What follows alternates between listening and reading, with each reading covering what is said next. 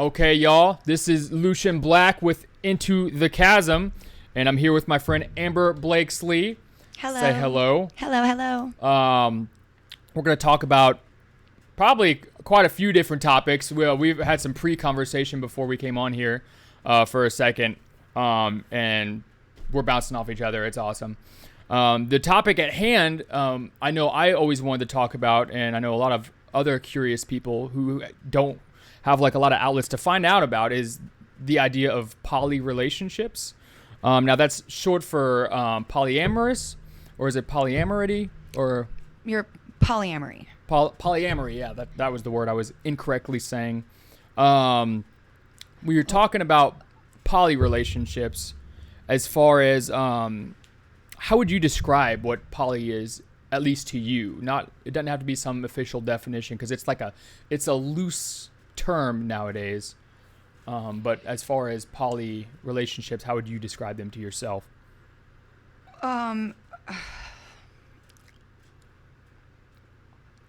Okay, so for me personally, Yeah. I've been in a couple of relationships that were multiple partners, some long-term and some short-term, depending. And polyamory and polyamorous are kind of similar. They're the same thing. Synonymous. Mm-hmm. So the way I got introduced is I went to a fetish community. Yeah. Just on a whim, and I met this amazing person there, and I had a partner at the time. Yeah. And they're married at the time. Sure. And we got partnered up, Yeah. and there was just like this spark, this just sort of energy that happened, and from there on, we just sort of started to building a relationship. Cool. Interesting. And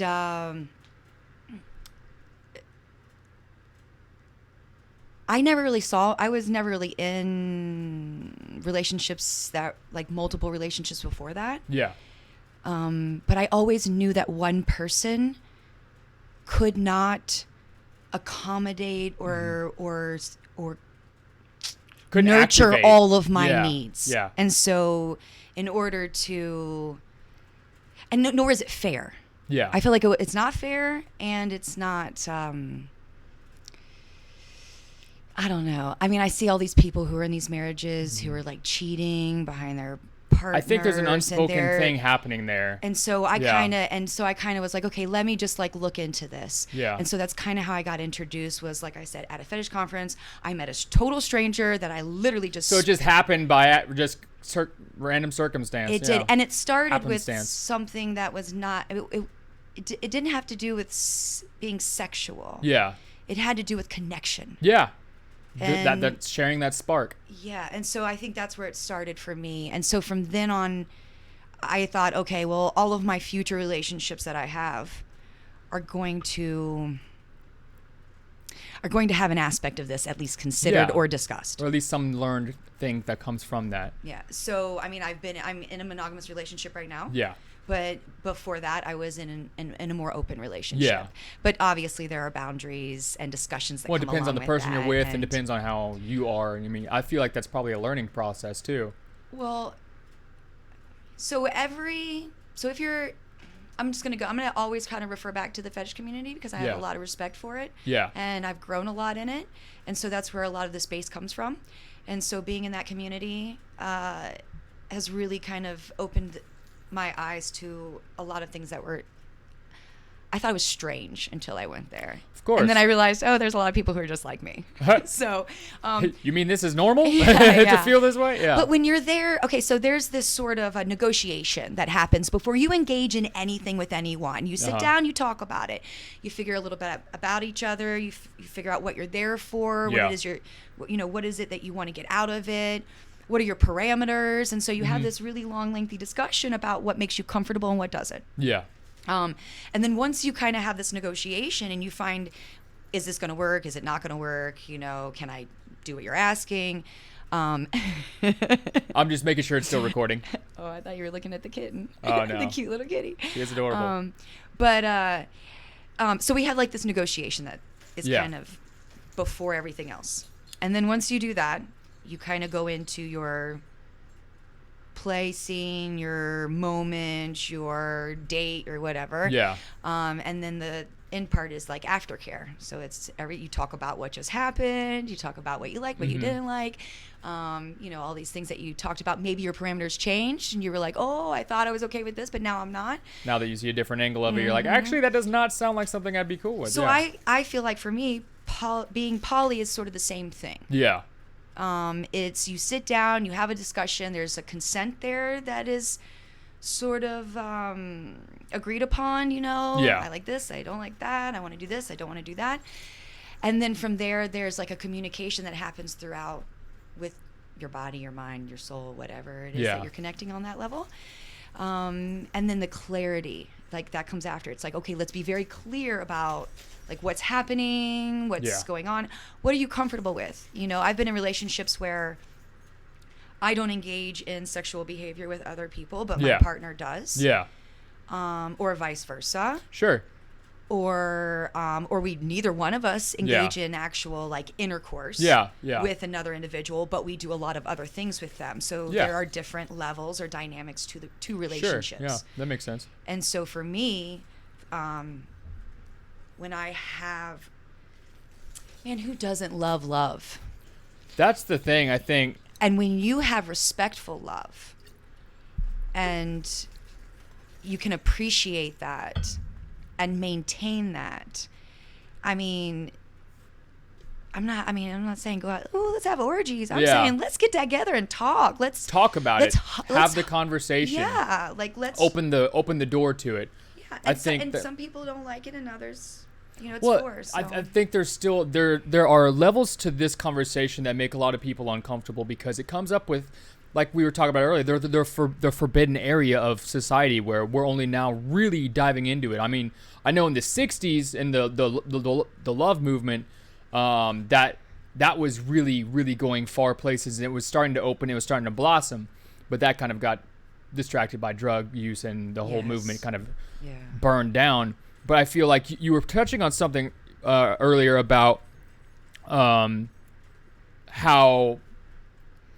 marriages and stuff have so many issues today. I think that's because you probably recognize it because it seemed like you were kind of starting to vocalize it, that I think there's layers to people's regular relationships they aren't talking about. Right. There are people who probably can't just stay with one person and haven't actually vocalized it to themselves or anyone else yet.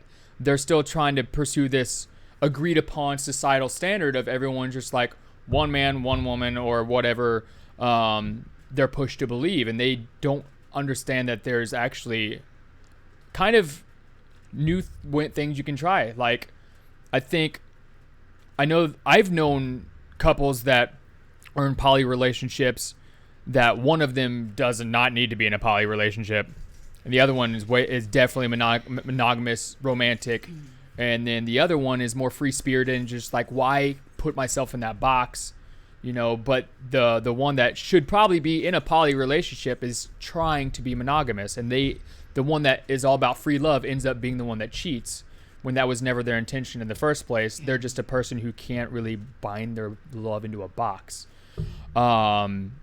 Is that something that makes sense to you? Is there something you would expand upon? Okay, so I would say that, and again, I'm speaking from personal experience. Of course. Nothing because I know people like conjecture, but I love everyone. Yeah. If I'm not in love with my friends, then why are they my friends? Exactly. You know what I mean? You have to adore them. And I'm not, like I said this earlier, I'm not really attracted to the aesthetic of an individual. Yeah. I'm more attracted to the energy, the character, the connection that I have the co-creation there. Yeah. That I have with an individual. I'm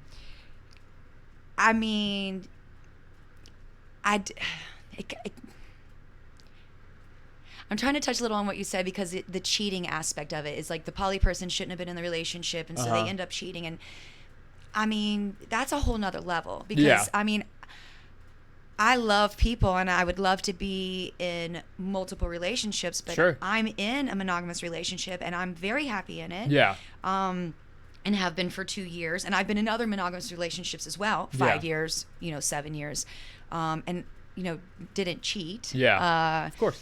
But you don't necessarily always have to go there I think that's also one of those things, like we were talking about earlier, different people activate different feelings and how you're feeling. Like with one person, you may want to be just that person because your balance with that person is so strong.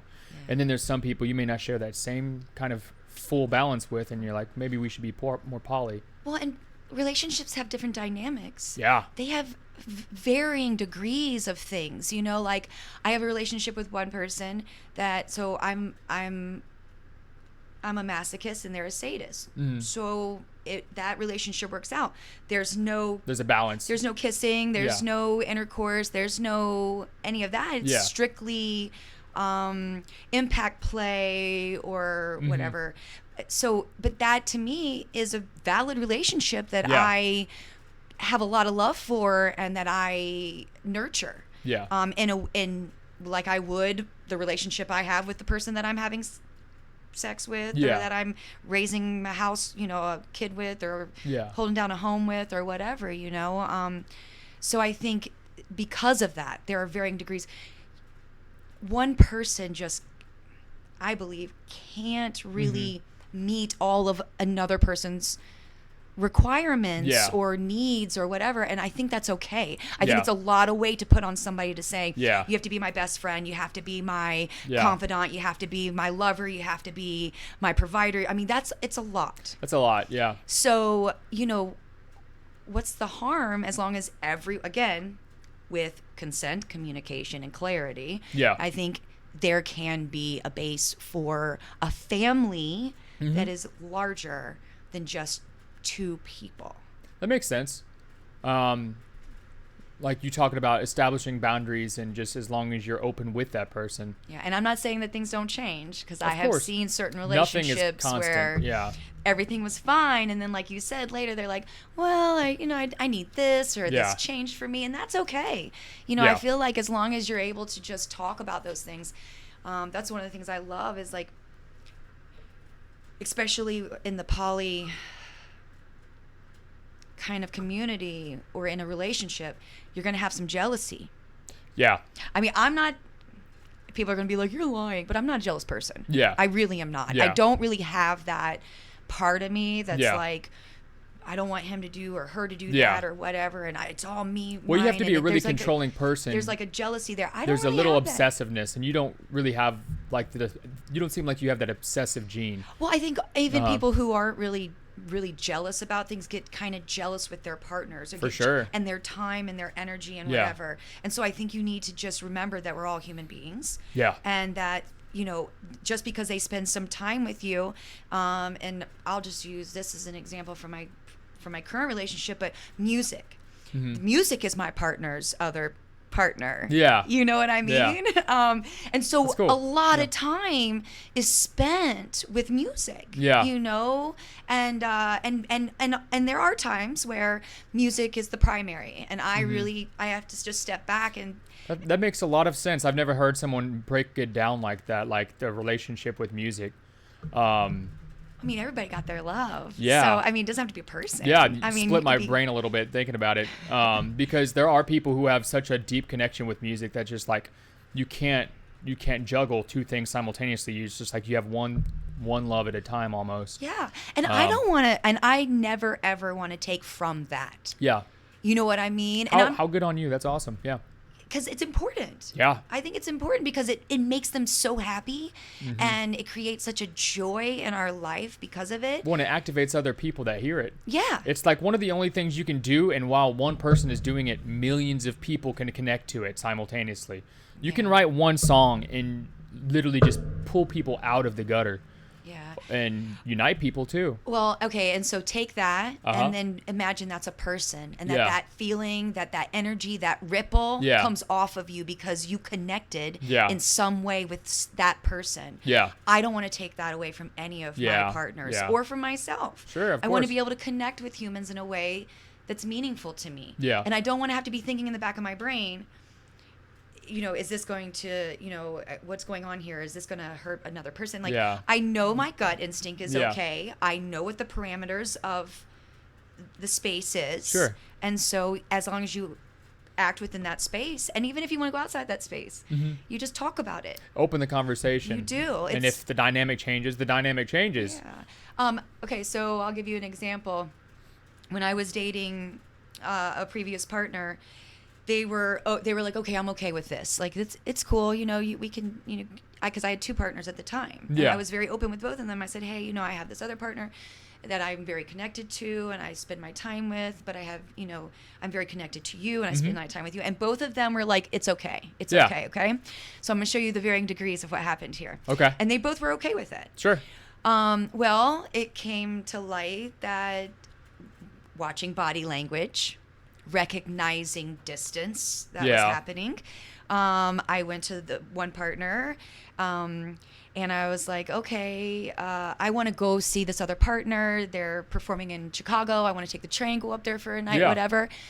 They were like, not a problem. They helped me pack my bag. They kissed me on my face. They sent me off on the train. I came back, and they were very receptive to me. Like, hey, humble. Let me hug you. Let me love on you. Did you have a great time? It was like, and we ended up spending 5 years together. So it because it was just a very open, very communication kind of thing. Understanding kind of person. Now later, there was a little incident that happened where he was okay with it. Well, then I went to go see like my sadist and came back, and he had like kissed the bartender because he felt like he wasn't getting enough attention, at this bar. And I was like, okay, let's talk about that. Yeah. Let's discuss that, because when I went up there, the person that I was engaging with, we had these parameters and none of that was happening. Yeah. And so we had already discussed this. Well, things change, Of course, yeah.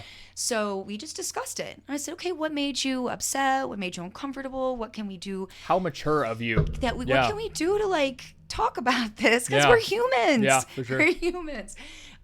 So we'll go back to my other partner that I went and saw in Chicago. And after I spent time with them, came back. And when I went up there, it was a little weird. They had another girl at the table, and they were acting kind of weird. And I was like, vibes were off. This was off. Yeah, it's kind of not feeling right. And so I gave them their space. I kind of stepped back, and I had some friends in Chicago, so I invited them out and, had our good thing, and still loved on them, said goodbye, gave them all their, and came back. And then like the next day, basically they were like, you know what? I've decided that I was an only kid and I don't like to share my toys. So, toys. Yeah. Oh. So this isn't going to work. Yeah. And I kind of had seen sort of behaviors picking like it out. this. Yeah. And I knew that, and so we were trying to have conversations. They weren't being honest. It wasn't really coming to light. So then when they said that, I was like, oh, okay. Confirmation. Yeah. Yep. Thank you so much. I kind of knew, but I was just waiting for you to say it. Yeah. And I had been trying to, really ask them, and they just weren't having it. And finally, they found that other connect they needed. Yeah. To just sort of move on. And I was like, okay. And that was fine. Makes sense. It is what it is, And I'm friends with all my exes. That's nice. You can That's call a nice all thing. my exes. That's good. And we are friends. And I'm actually best friends with one of them. So that tells you how open I am in communication. No hard feelings. No. Stuff worked through. But when you have multiple people involved in a relationship. Yeah. It can get very complicated, and I feel like people lose that gateway of communication. Yeah, and I think that's really where the big things. That's where it starts to unravel. Well, because a lot of feelings start to get involved, and a lot of people aren't really in tune with their feelings in the first place. Exactly, and they're not in tune with their feelings, and then now they have to express their feelings to you. I've seen scenes where, in multiple partner relationships, where they're having a scene with one partner and their other partner is watching. Yeah. And it gets very overwhelming. And so they, for whatever reason. Yeah. Maybe they feel like their partner's in pain, or their partner's whatever. Yeah. And so there's this, and you have to, they have to be patient and wait until this is done here. And then those people pull that person in. Yeah. And now you start to have a conversation. Okay. You're like, okay, we see that you're visibly upset. We see that something is bothering you. Yeah. Talk to us. We've done this a million times. Why this one? Yeah. Why is it this one? So as far as as far as things that you like about poly relationships, what are some of the main things that are, I would say, or you would say are your favorite things about being in a polyamorous relationship?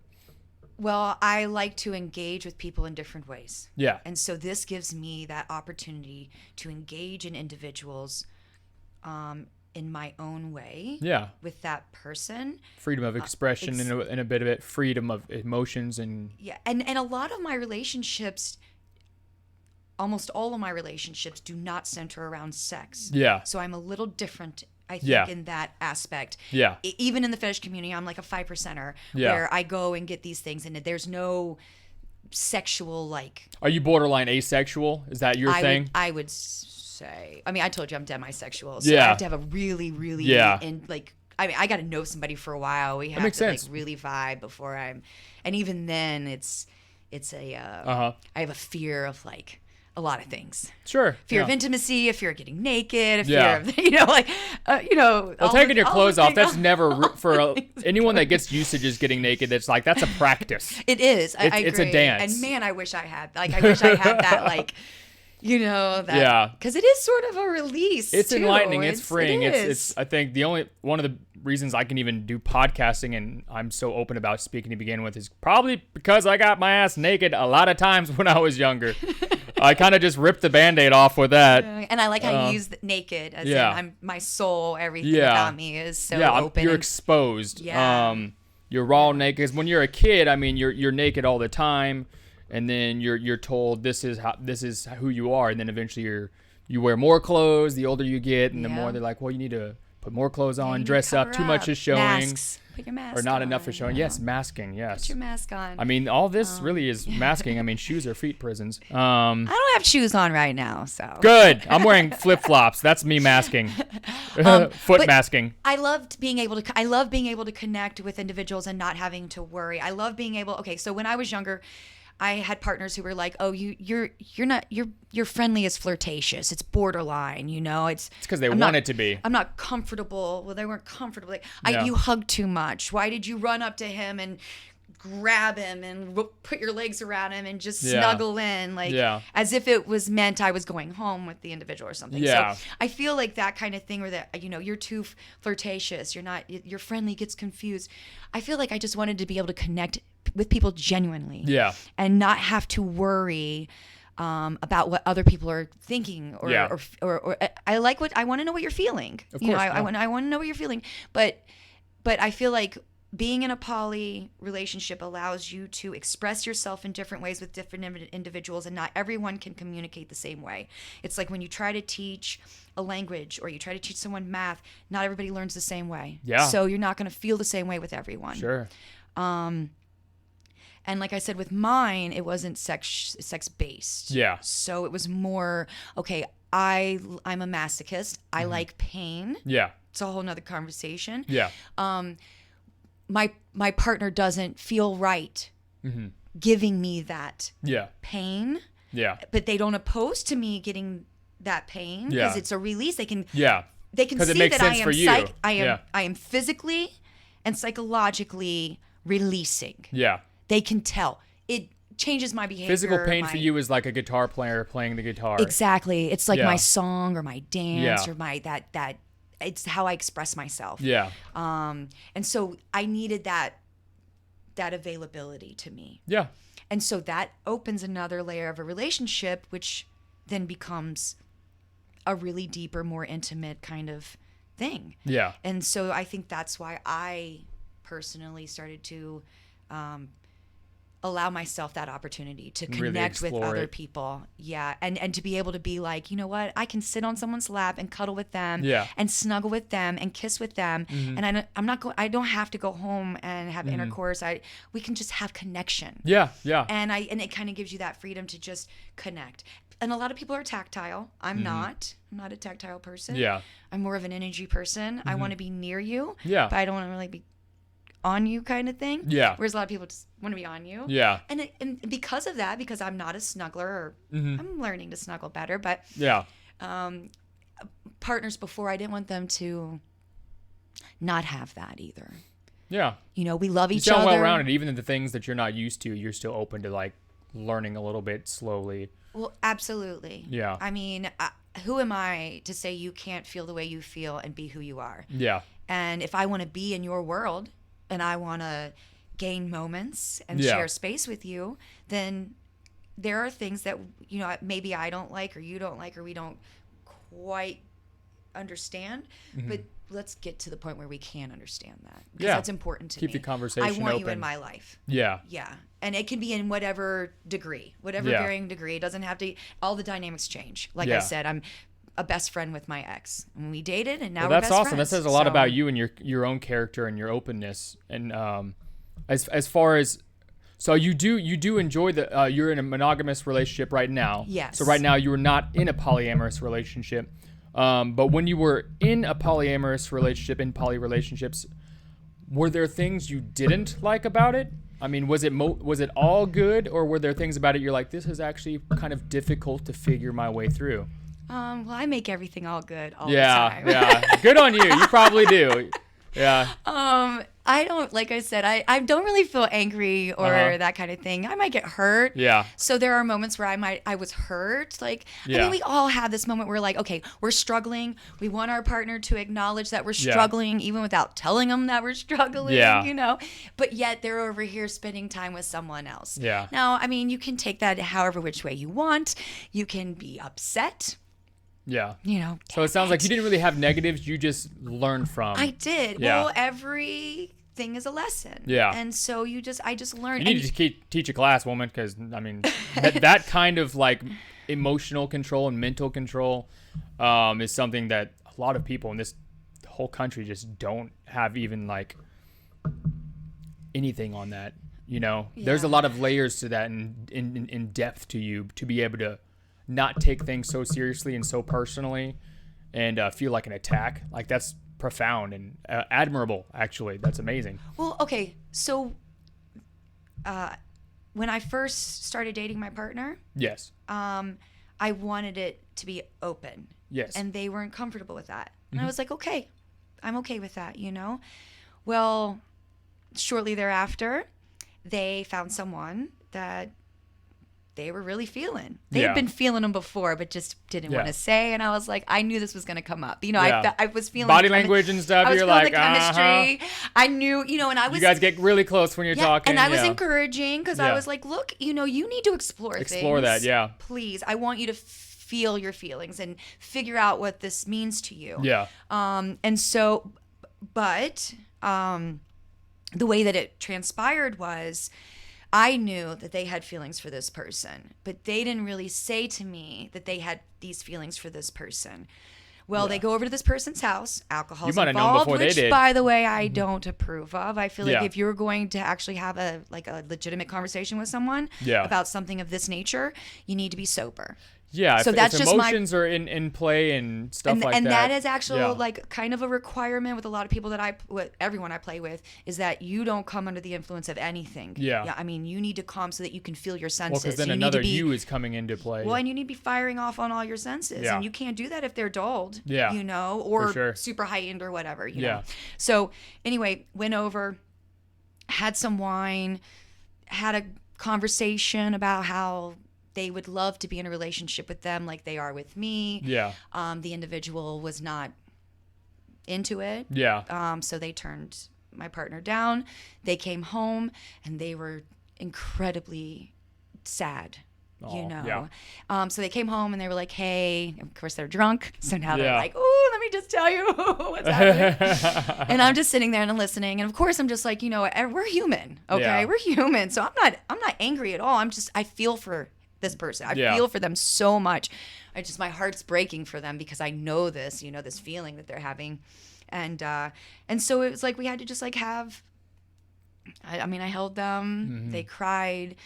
We had a conversation about, hey, you know, if you feel this way, it's okay to talk about it Yeah. with me. And I would prefer that. Yeah. Because eventually this becomes something that hasn't been, this is outside of the realm It of grows. well, this is our boundary. Yeah. So I'm telling you my boundary. Yeah. And so I'm allowing you this variance, this Mm-hmm. learning curve, because this is new for everybody. Sure. but know that this is a boundary here. And I'm not saying you can't engage like this with other people, but you can't tell me that you want a monogamous relationship, then go and have something with someone and not even talk to me about it beforehand. I mean, I don't mind, but we have to talk about it. Well, because then it becomes deceitful. It is. Deception. It's just like with any relationship, if there's the first sign of deception means how much deception. How deep does this go? Mm-hmm. Are there parts of you that are hidden? Are you masking with me when we're in this relationship? Well, and I found talking with them and then my previous partner talking with them, I found that they had been in relationships with other people who said, "Oh, I want an open relationship," but then got very angry when this person did. Yeah, both my current partner and my previous partner. Yeah. Felt like they didn't have the voice they needed to talk to me about it because they had been in a situation prior to ours where their partner said, "Oh, it's okay, whatever," and then got super upset about it, or said something and then disagreed with it. Yes, and so again, you're dealing with some layers there. Yeah. So now I'm like, okay, because they may want to actually tell you about it, but there's little trauma in there. There is, and they don't really know how to. And so, it's complicated. And so then it comes out after, because a lot of times it's easier to apologize than it is to ask for permission. Yeah. And see, I'm more of an ask for permission before asking for forgiveness kind of thing. I want permission. I want to talk to somebody. I want to know what's going on. Yeah. I want them to know what's going on. Brass I don't want taxes. to after the fact go, "Oh, this happened." That's that's not how I am. Yeah. So it's just different personality types, and Sure. when that came up, I was like, okay, there's a pattern here that I'm seeing where my previous partner didn't feel like I said you could talk about it, but they were like, can I really? You're like, no, do it. Yeah. And it wasn't until after it happened and I was like, hey, it's okay. Yeah. It's okay. Yeah. I'm still going to love you. I'm still going to hold you. I'm still going to be your friend. I'm still going to whatever, if you want to have a relationship, I'm okay with that. Yeah. We're human. And we need, as long as we can discuss this, then, that's okay. And both of them came immediately to me right after and was like, I need to tell you something. That's cool. So there was a sense of guilt there that they were feeling. So your gut tells you, when you're doing something. You already know it's in there. Yeah. You do. So so I had to think about that. And not have this definitive line of like, oh, you just wronged me and this is over. And I mean, it was like, okay, you didn't feel comfortable enough to talk to me, but now you do. And then after that, open communication. Well, in that regard, you actually helped them unravel an old thing in their own mind. If they were with somebody who claimed that they were open to things like that and then shut them down, that probably created a complexity in their brain emotionally about who they trust, because that's somebody they trusted so much, and then they pulled a fast one on them. You might have jumped back there and been like, okay, no, there are people out here that mean what they say, and you don't have to actually have that broken emotion in there. There are people who understand that and that want to pursue that with you or for you. Absolutely. That's awesome. Now, as far as so you're in a monogamous relationship. Say if someone is watching this and they're either in a poly relationship, or there's people that are watching this that are curious of the idea. Maybe their partner and them have talked about it. Maybe their partner seems more adamant. Maybe they seem more adamant. Say they want to try it, but they don't know where to start and how to have the conversation. What would you tell people who are either in a relationship, poly, or they're just wanting to explore it? Do you have advice you would give them specifically on trying it out? Well, I would definitely suggest finding someone they know and trust that may already be in that type of relationship. That knows that world already a little bit, yeah. Because to me, for me, it was really helpful. Like I said, because you were approached by someone who already knew the conversation. Yes. So would you say you would more so discourage someone, like a couple, to just go gun ho and both try it if neither of them know anything about it? I mean, I'm not going to discourage anybody from anything, and I'm also not going to tell you not to do not something, discouraging, but being cautious of. Just have a conversation. Yeah. Make sure that you guys, like, again, I mean, I always go back to there has to be consent there. Yeah. So both of you have to know what's going on and what it is you're looking for. You have to have open communication, because feelings are going to arise that you can't predict. Yeah. Okay. So there's things like you're like, oh, I'm totally secure. It's not going to be a problem. Then all of a sudden you're not. And then you're like, oh, I told my partner I was totally secure. Well, and now I'm not. What do I do? Yeah. And then you're like, oh, maybe I shouldn't say anything. You should say something. Should definitely open it up. Always, Yeah. always talk, communication and clarity. If for some reason, I mean, this happens every day. I'll say something. And then my partner will say something. And it totally makes no sense to what I just said. And I'll be like, what did you hear? Yeah. Like, what did you just hear me say? Because I'm not understanding your response. So then we just talk about that. We're like, okay, well, I thought you were saying this. And you're like, no, I wasn't saying that. I was saying, No, you're wrong. So being very clear in your communication is really important. Yeah. And I'm gonna say if you are hiding anything else from your partner, probably not a great idea to open up doors to other partners and people. Well, if there's already some stuff swept under the rug, you don't want to. Then maybe take some time. You don't want to pull the rug. Maybe take some time and figure out what that means to you. Sure. And then what that means to your relationship with your partner. I think if you have any doubts or any concerns or anything like that, they need to be voiced. Yeah. If you're just going to be like, oh, we want to be a poly because we want to have sex with a bunch of people, that's not what it's about. Yeah. You know what I mean? I guess it can be about that, but it's not necessarily to me what that's about. Well, that's more of like a polysexual thing, right? That's a whole nother topic. I believe so. Yeah. That's not something I'm privy to. So oh, no, you're fine. Like I said, I don't really engage in a lot of sexual stuff. It's more release. So that's not your boat you're connection. in anyway. Yeah. Yeah. Well, because I like sex. I just, it's just not. It's like it's in our DNA to like sex. I think it's just not everyone can activate that, and maybe we don't even exactly know what activates it ourselves. It's just like, how do you know you like Chinese food unless you eat it? Like, it's just like certain people activate that in you. Yeah.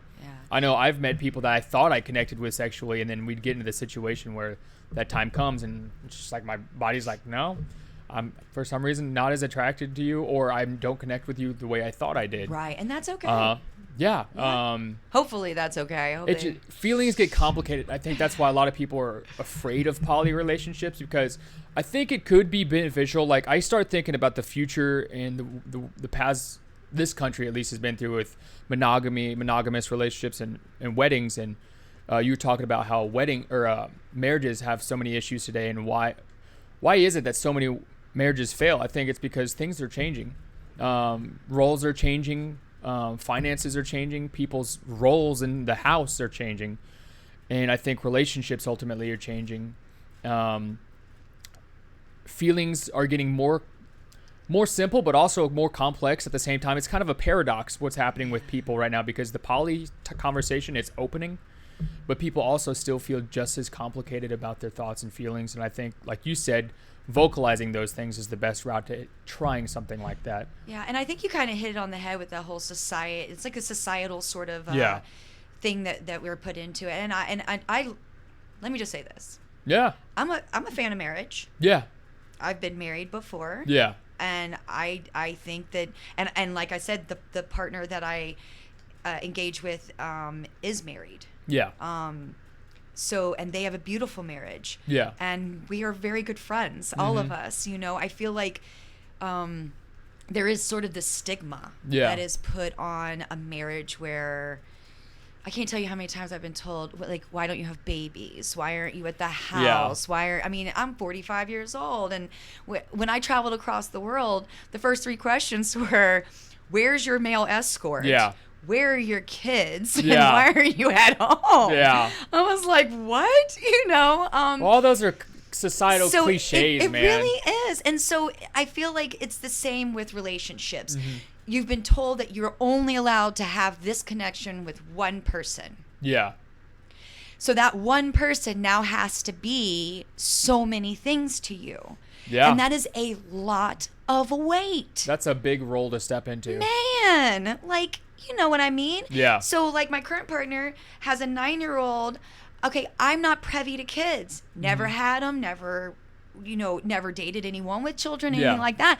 I So need there's a sort of community. an enigma to you. I need Yeah. a community to Yeah. help me. You know Help. what I mean? I mean, his ex was babysitting for a while. I'm Yeah. like, I'm happy about that. Please Yeah. involve as many people as we need, to make this thing work, because I want her to be smart, and I Yeah. want her to be happy and healthy and just everything. I want her to learn art. I don't know how to draw, and she loves to draw. Yeah. Let's find some people. Let's get us a draw. It's like, Yeah.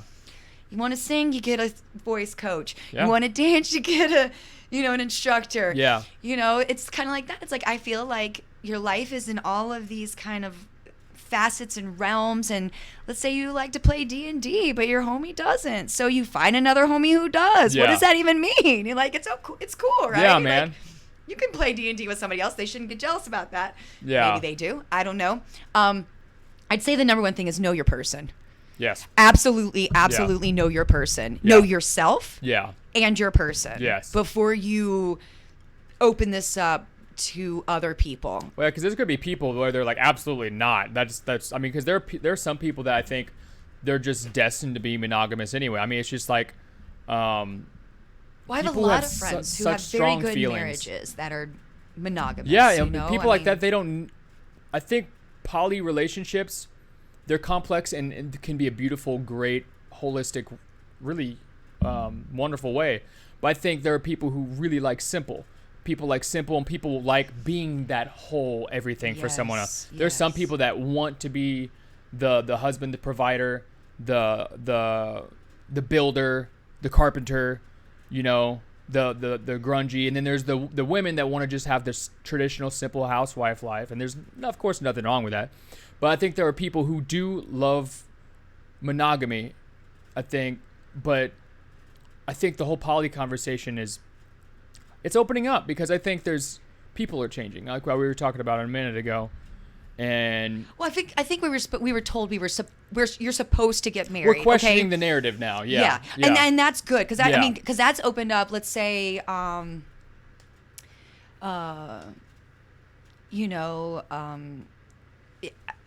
we were told we were only supposed to be with one person for the rest of our lives. Yeah. I mean, at one point, divorce wasn't even supposed to be allowed. Like, Yeah. you're Yeah. stuck with whoever you are with, regardless. I've met plenty and, of people very unhappy with in their monogamy, yeah, or at least in with their that marriages person. or in that person. Yeah. Yeah. And it's like, okay, so now they feel like they're stuck with them. I don't think that you should have to spend your life Yeah. working a job you hate, living with someone who doesn't make you happy. Yeah.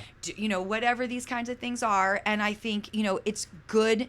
It's good that the narrative is changing. It's good that we're talking about it. Yeah. It's like, and I know this doesn't really compare, but like circumcision. Yeah. Circumcision is a huge topic right now. And I think Oh, it yeah. should be, Uh-huh. because when it was done in the day, and I mean, my grandma will probably watch this at some point, so I won't go into this conversation right now. I'll have to prep her for that. Yeah. But it was a religious thing, and it was a physician thing, and Yeah. it was It was more of a statement than it was a sanitary thing, wasn't it? It's just like, well, I mean, depending on who you talk to. Yeah. I mean, everybody's got their reasons why it was what it was.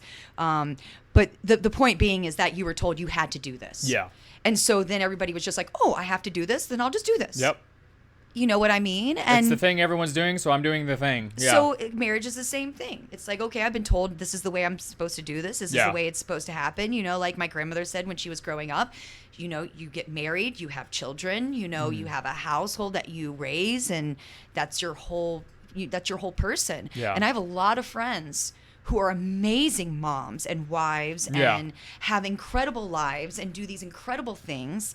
It just wasn't for me. Yeah, of course. Well, I mean, we all kind of establish what your for you is, right? I mean, I think a lot of people play these roles because they think, like you're saying, this societally acceptable push to be the housewife or the working man. Mm-hmm.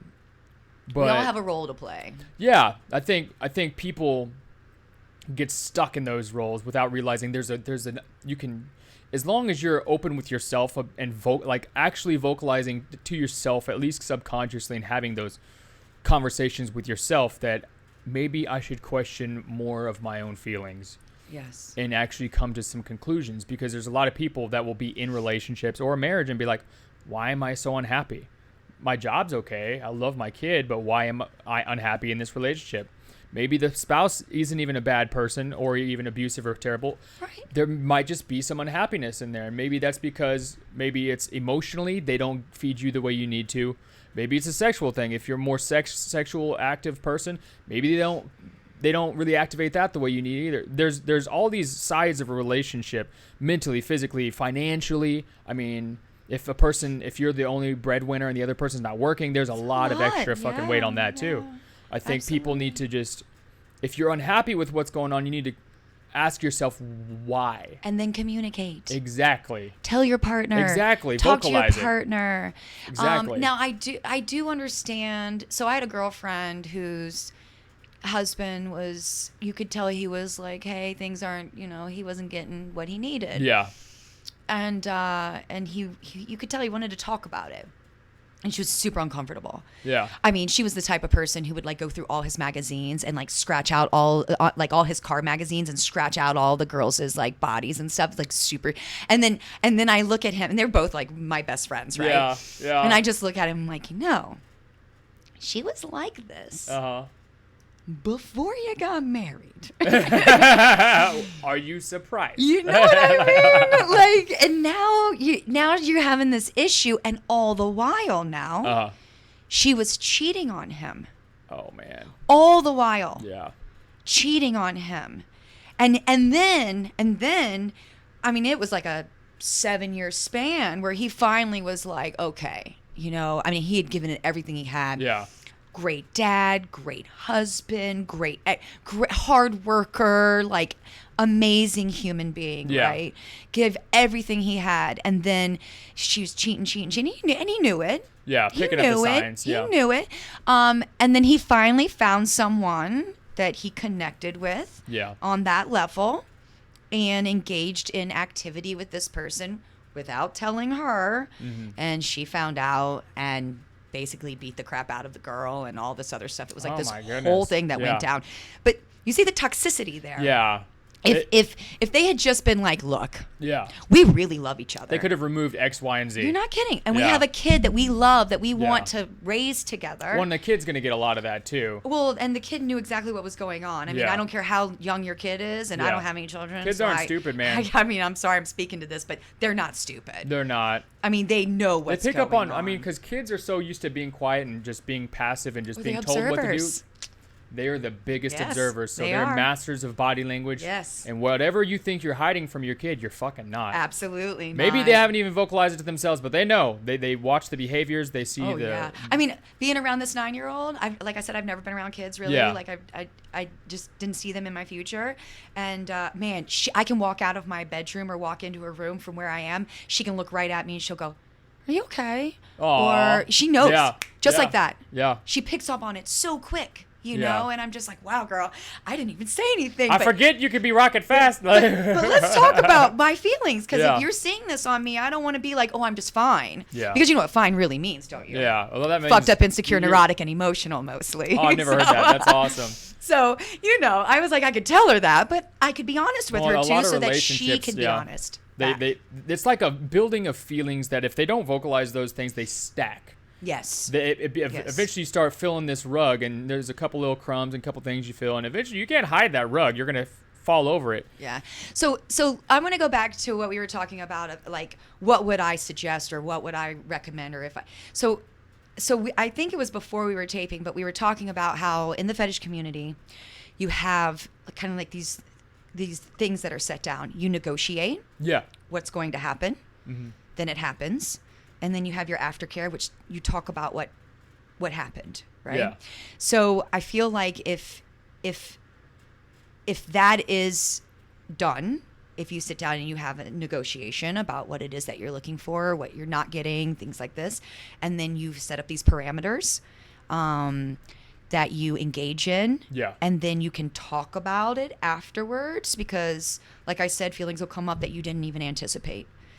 I'm not a jealous person, but then for some reason you become jealous for whatever reason, whatever. I mean, it could be anything, Sure. a million things. So I think as long as you can set down some parameters and you can actually just talk to each other, and find that community that can talk to you about what it is you're looking for. Sure. That can, because I mean, I've known poly relationships to last forever and some that don't last very long at all. Yeah. And again, I think it just goes back to being, who are you as an individual? How you do it. How are you communicating with Yeah. the people around you? And respect. Yeah. Absolute and utter respect for everyone that's involved. Yeah. I've been privy to a lot of things where, like, let's say it's just two people that I have to be careful because I've never done a podcast, so I have to be careful about names and stuff like this. Like, yeah. If it's somebody that don't appreciate a name drop, maybe not. I'm like making sure that when I'm telling this, I'm like not revealing. Pointing them out. Yeah. You hear me, David?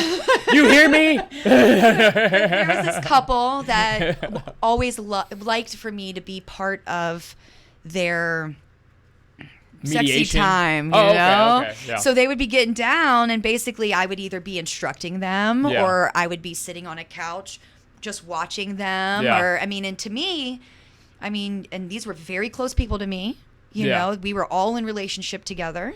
To me, that's a polyamory relationship. Yeah. I'm engaging in intimate things with these people. So you're like the band instructor of their sexual activity. Yeah, Did you get yourself a wand?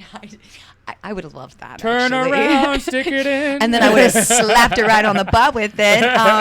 But no, it just, there's just different dynamics, and you have to be able to feel comfortable in that. And if you don't feel comfortable, then no, you're not comfortable, and don't do it. Yeah. Don't just do take the leap, something yeah. because somebody wants it from you. Yeah. And I get it. We all do it. We've all done it. We've all been in these relationships where we're like, okay, I'm just going to give up this, or I'm going to change that, or I'm going to do this. So rip off the Band-Aid and try something. Yeah, but you just got to be authentically yourself. Yeah. If you can, like, try to, because you Hugely, said we talked about masks. Sometimes Yes. it's really hard to just be your authentic self around certain people. Well, those masks, man, like, because you develop these masks depending on where you're working, what atmospheres you're used to. And some of them develop because you're around family that may be different than you. Yeah. Maybe you're like the black sheep or something, and you get this part of your brain where this mask builds, and over time the you gets pushed aside, and then you become the mask, right? And I feel like I just watched The Mask the other day. I've been thinking about that. I literally just watched The Mask. That's funny because I've been thinking about it. The more since he we talked wears about it, the harder it is for him to take it off. You see. You spin some shit. That's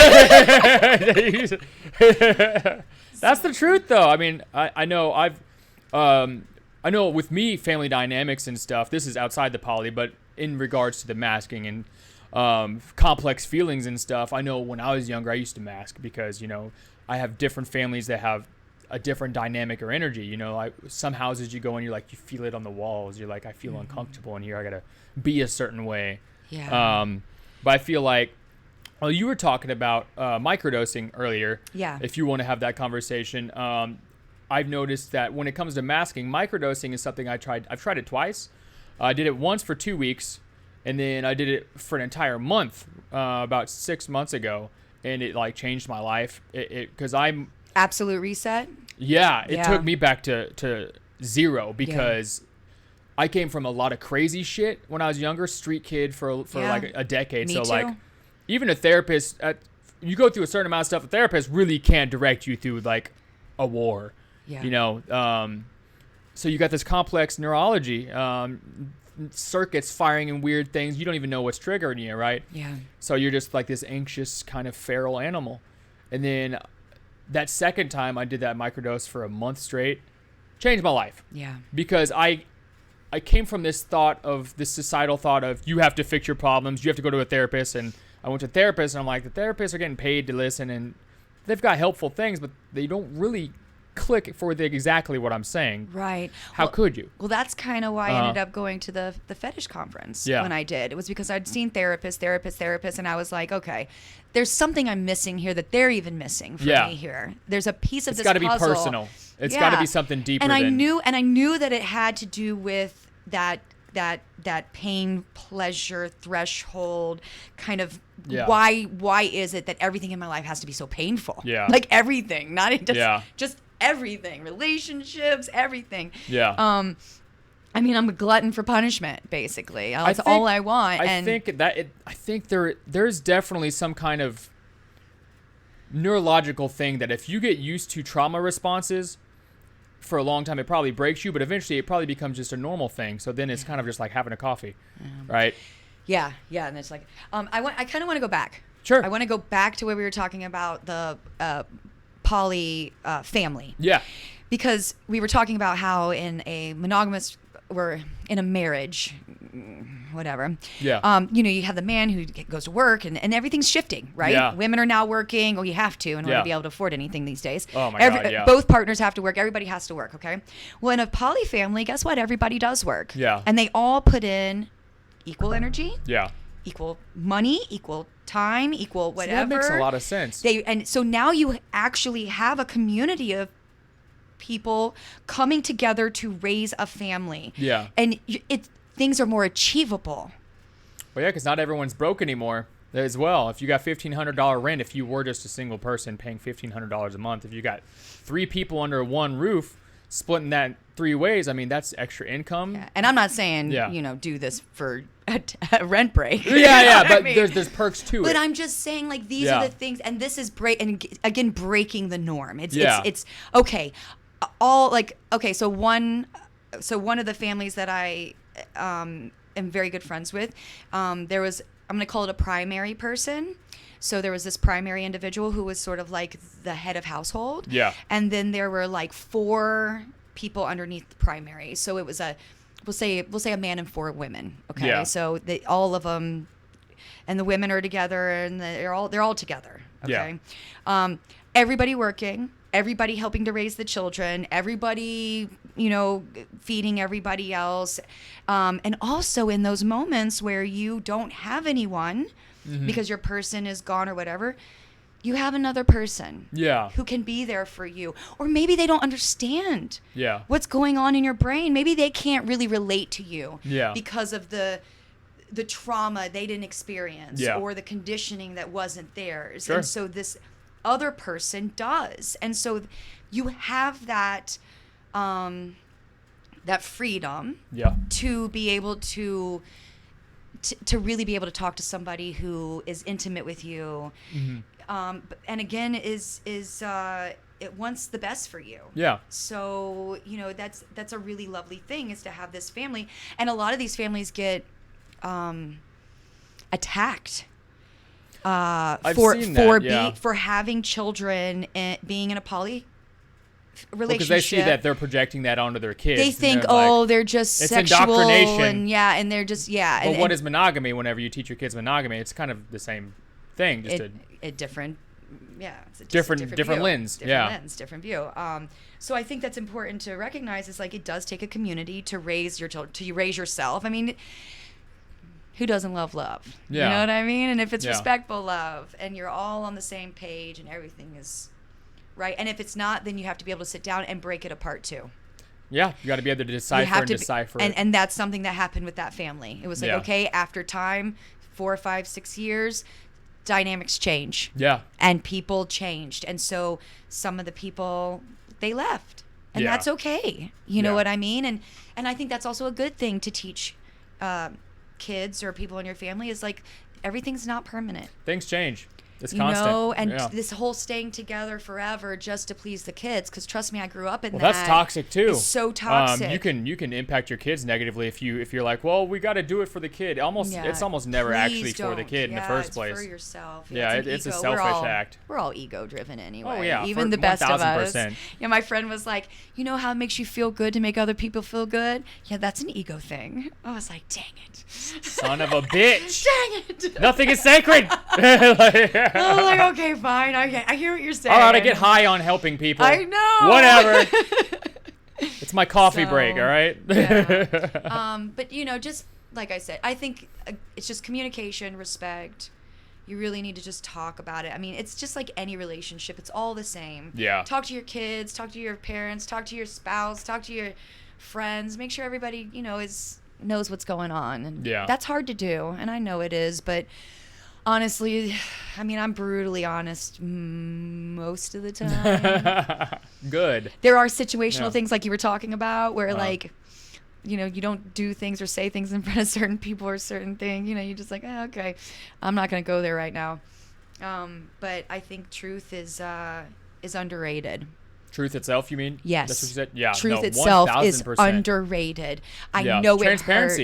it hurts. Transparency is so important, and people are uncomfortable with uncomfortability. Yeah. Oh yeah, they are. I've made myself more finding comfort in discomfort. Yes. Because it's a growth thing. Well, and if you're not growing, you're not learning. That's if you're right. not learning, you're not growing. Yeah. And really, I mean, It's a vicious circle. what's our goal? Like Yeah. as a human being, like for me, my goal as a human being Yeah. is to leave a great ripple behind, right? Like Uh-huh. to have my ripple in the world be something that I'm okay with. Yeah. You know, I mean, I'm not going to always make the right choices, but I'm going to make my gut choices, and hopefully those choices ripple in a positive way. Yeah. So I want to make a positive, but also I want to transcend. Yeah, man. How can you transcend if you don't Yeah. start really talking and looking at the important, like the hard things, the Yeah. things that we don't want to discuss, the things that we don't want to face, the things that we don't want to, you know, talk about to other people sometimes. And we have to do those things. If Yeah. we want to actually, You got to climb those mountains. you got to. You can't get to the top or beyond the mountain if you don't No. take steps up in the first I mean, place. and if you, I mean, and I, like I said, I have lots of friends who are very comfortable and they live wonderful lives and everything is grand. And I know it is because I see them all the time. So I know Yeah. they're happy, everything is grand. But it's not like that for everyone, you Yeah. know? And you're allowed to be different. And I think that's what I learned when I went to that conference. I'm allowed to be different. Yeah. And there are people who are different like me. Yeah.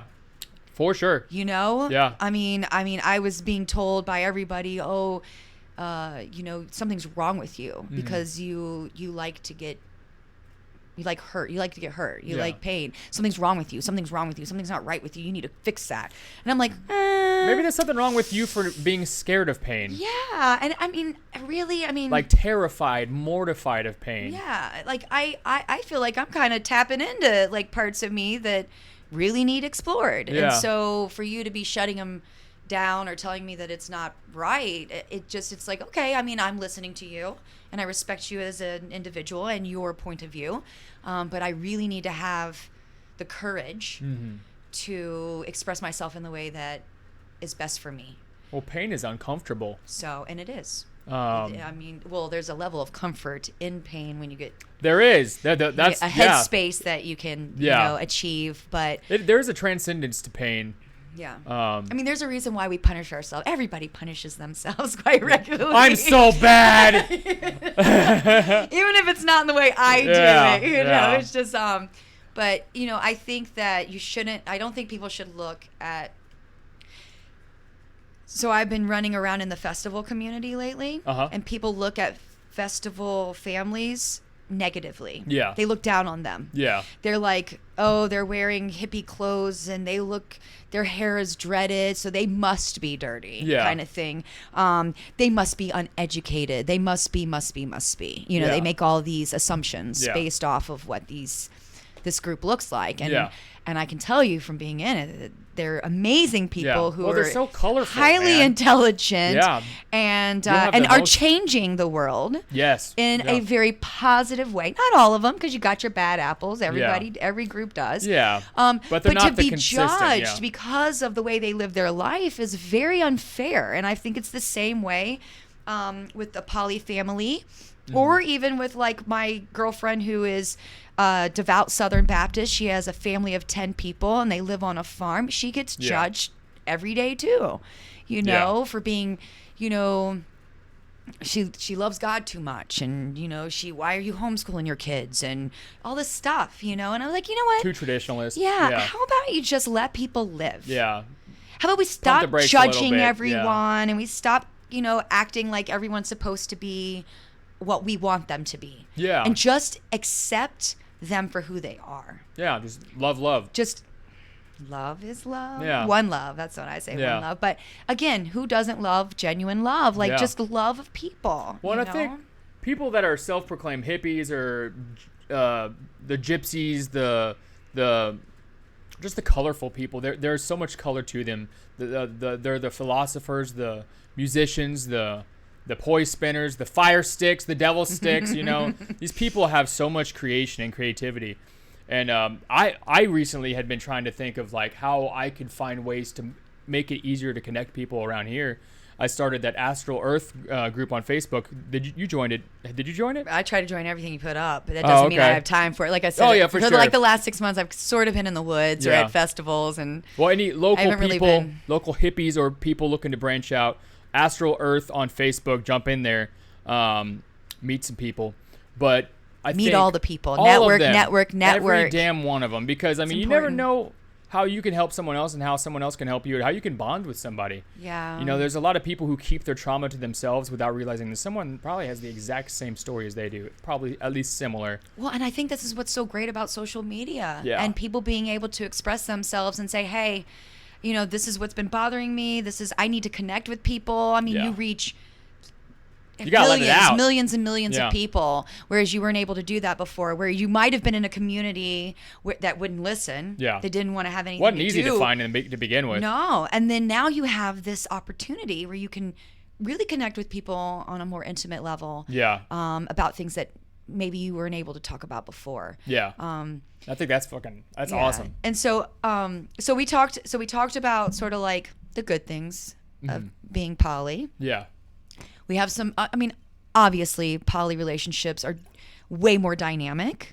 Yeah. Than there's going to be a lot more mono. sides to them. Yes. Yeah. So, there are a lot of side quests to the main quest, that you go down because you have all these avenues now that are opened up to you.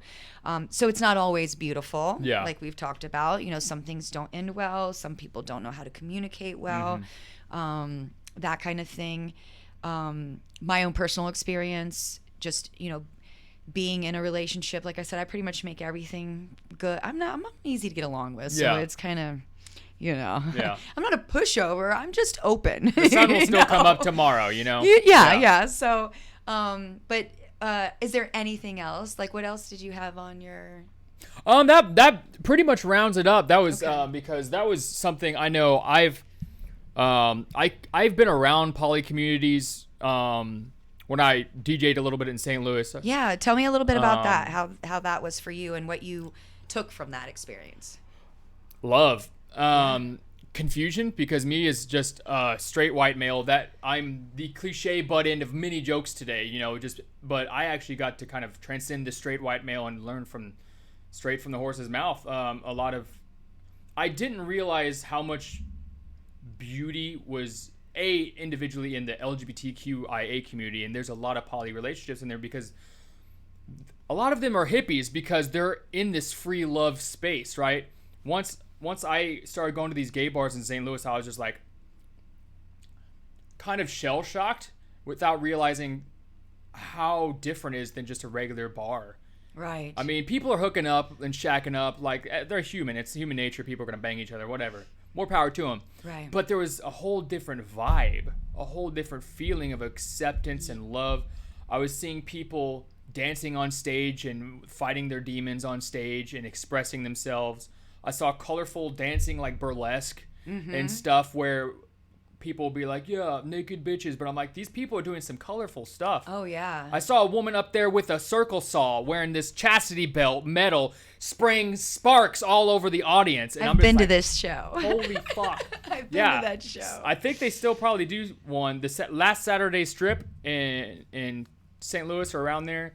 Lady named Charlotte Sometimes, shout out. I haven't talked to her in years, but she's awesome. She's a really bright spirit, and she ran the last Saturday strip, and I think it was at Attitudes around St. Louis. Yeah. But as a straight white male, I got to really learn a lot from people in those communities because also the cliche preconceived notions that I had my own, right, and the uncomfortable topics I had to come up with as well.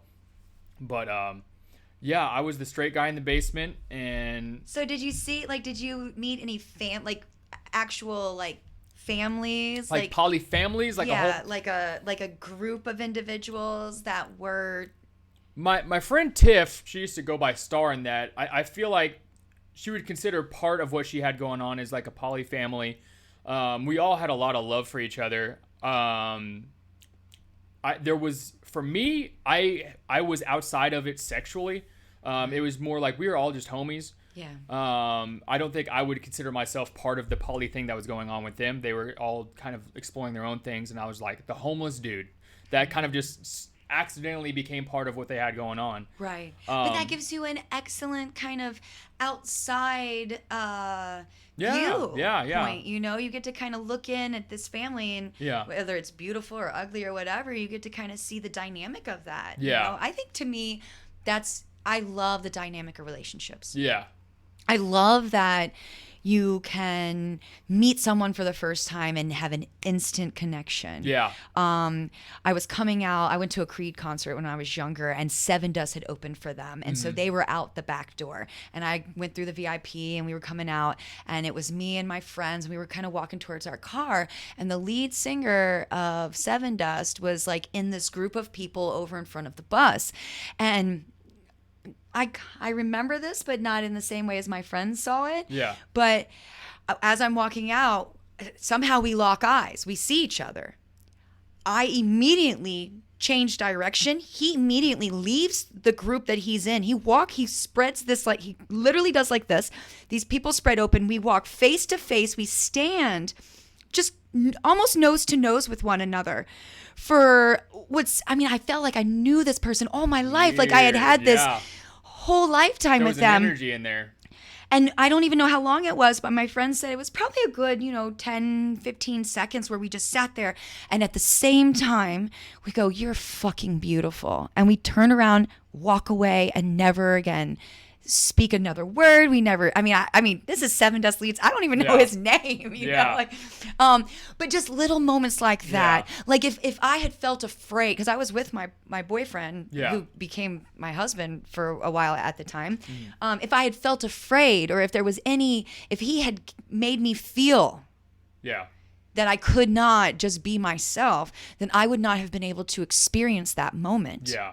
And I think for me, that's what this is about. Because that moment, I remember so clearly, even to this day. I'm 20 years older than 20 plus years since that happened to me. I was probably 18. I'm 45 now. So, That's a core memory. It is. And it's so vivid. I can smell him.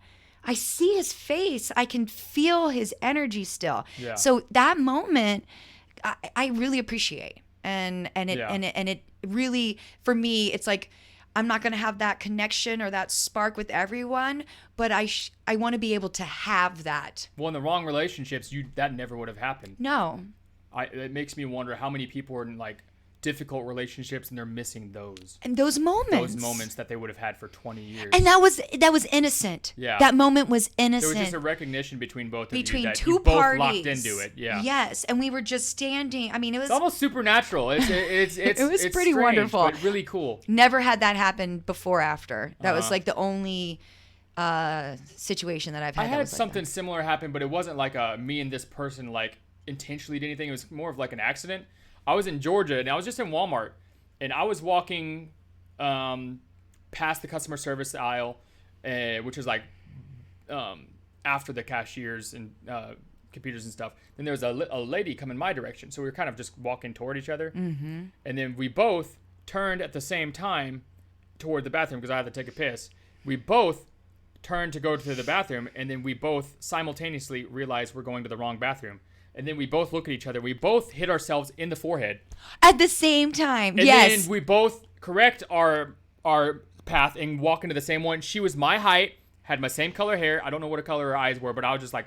Wild. It was one of those things where I walked in the bathroom. I didn't piss. I kind of stood there and I was like... What just happened? People will call that coincidence. I'm like, that's one of those things where you're just like, that's something. I don't know what it is, but it was so profound because I'm like... What are the odds that we did the exact same, not only like one tiny thing, we did the whole same, the motion. Yes. Like a slide of things, we did all of them in sync simultaneously at the same time. Yeah. Wonderful, right? Weird, but cool weird. I think it's so wonderful. I love weird stuff. No, I love it. But I just question it so much, like what it means. Or maybe it's only the experience that just the meaning is in to make you question to begin with. Right. to attract more of those circumstances to or happen. just to recognize your fellow human in just like a passing. Yeah. You know, that one passing was so important, maybe. Yeah. You know? Important it's like, in a way I can't even define exactly, in something that we don't understand. It's like, I mean, I was like camping in Alaska, and this raven came down and was like flying around my head and like cawing and freaking me out, right? And I was like, what is going on? Oh, this is a real story? Oh, this is a real Okay. story. I'm in Seward, Alaska. Uh-huh. I just like hiked a glacier and all this stuff, and I'm like taking a break. I'm walking down Seward. There's this beautiful waterway, and this otter's like on its back, like having a great time, and I'm Majestic just as trotting fuck. around, and there's like, yeah, it's like everything. And then all of a sudden I go to turn to do so, you know, to go on the path, and this crow, it's a raven. I'm sorry, not a crow, but a raven, because I looked it up later. But this raven was like coming around my head, freaking me out, right? Yeah. Cawing, coming really close, but not touching me. Okay. So it didn't seem aggressive. Did not touch me. It felt I was freaked out because Yeah. I didn't know what it was doing, right? Yeah. So I was unclear of the message. unknown, You see, yeah, it was yeah. unknown. So it like flying around my head. So I like run to my car. I change my clothes because I do some research. I'm like, okay, I'm gonna change my clothes. I'm gonna put this hat on and whatever. Yeah, okay. You're trying to out paparazzi a raven. Yeah, no, a raven is on you, man. This thing knows you. It's It probably like smells you. Oh, yeah. it didn't matter. So I get out of my car, and immediately, as soon as I get out of my car, this raven is again at me because I have to go to the bathroom. So I run to the bathroom. I go in there, and I stay in there, and I call my friend. Like, they're laughing. I'm crying. I'm like, I don't know what to do. I'm stuck in this bathroom. Yeah. So anyway, later, I was told by several people that raven could have definitely hurt me. Yeah. Talons could have pecked me, could have whatever. It was trying to give me a message. It was sending me a message, you know? And I was like, gosh. Something about you it was curious about, and it wanted to say something. Well, it knew something. Yeah. It needed to tell me, and I don't know. Now, That's mind deep. you, That's deep. I was by myself. So maybe it was warning me to a predator, There's a fucking moose over there. I mean, a man, Yeah.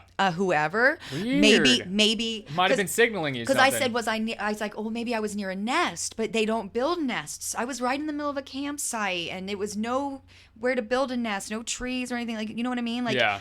there was no nest there, so it was warning me of something. Maybe it was supernatural, maybe it was right there in the But it's physical, something. whatever it was. was So I something. think what we need to, and this is what I'm saying in the story, is we need to pay attention to the signposts. We need to pay attention to those moments. We need to pay attention to those things we don't understand. 1000%. That are like that moment with you and that person, Yeah. or me and the lead of singer Seven of Dust. Seven Yeah. Dust.